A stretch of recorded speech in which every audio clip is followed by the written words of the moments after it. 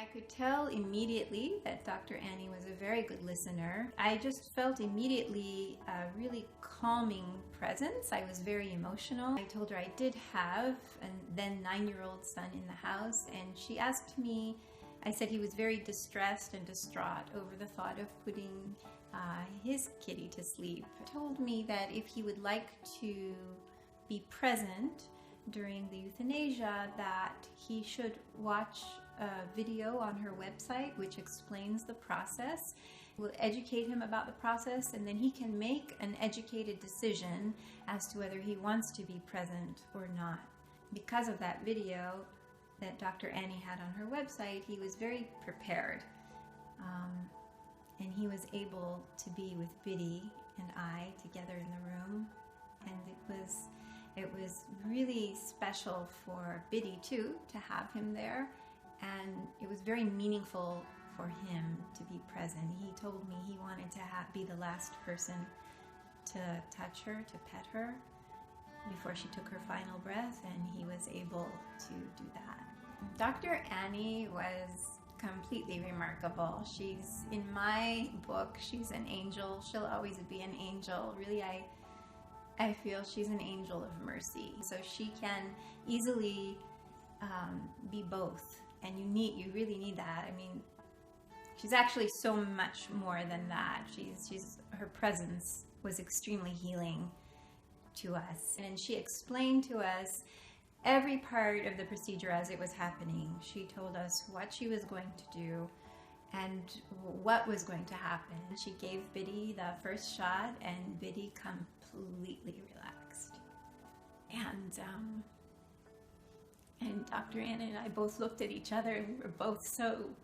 And you know, the other thing that really stands out to me is how much time Dr. Annie gave us. I mean, she came in the middle of the night. She came at 11. And so by the time this Biddy was put to sleep, it was about 12 at night. Take all the time that you need to with Biddy to say your goodbyes. Take completely as long as you want. And that will always stand out to me, because when you're in a veterinary's office, you know, there's noise, there's patients outside. You feel like you have to leave. They're waiting for the room. They have to clean it for the next patient. And so just to have that time to be with Biddy as her spirit was, you know, making its final passage, it was so important. We were able to, you know, give our last goodbyes and our last loving words to our precious girl. Forever be grateful to Dr. Rodriguez for giving me Dr. Annie's information, because when I came home,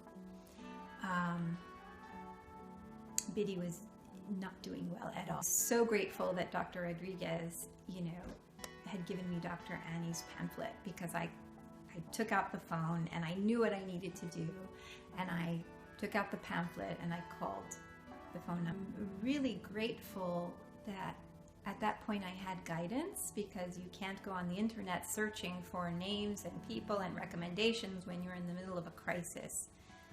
So I will really forever be grateful to Dr. Rodriguez for giving me Dr. Annie's information. Do for any pet, for any future animal that I have, that what I observed between the difference between in-office euthanasia and an in-home euthanasia is there is no comparison. But there is nothing like being in the comfort of your home and watching your animal be in the comfort of their home.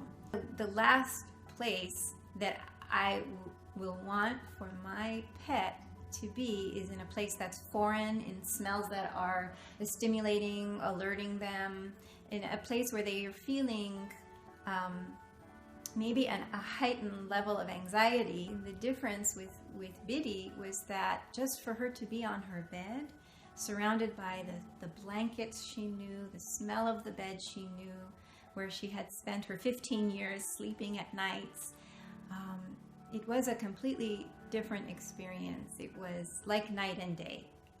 And we also, as a family members, were experiencing that same level of being in our home, not worrying, oh, how is the technician or the vet going to think of me if I'm bawling my eyes out, or if I have to walk out of the office and there's other, clients who are there. We were all comfortable and at peace. And I learned from Biddy that it's the final gift. In-home euthanasia, especially with Dr. Annie, is the final gift that you can give your most beloved member of the family.